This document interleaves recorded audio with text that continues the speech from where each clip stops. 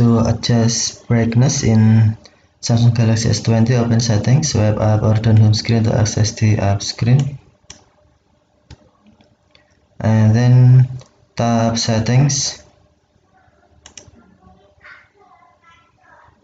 select display, brightness, blue light filter, home screen, and then on brightness, drag brightness to the right to decrease brightness, or drag to the right to increase brightness.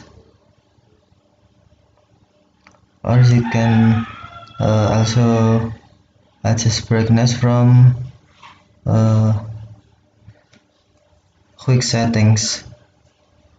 Swipe down notification bar and then swipe down again on quick settings, and then drag brightness bar to the left to decrease brightness, or to the right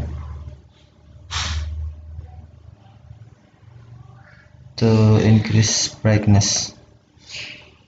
Okay, thank you for watching. Have a nice day.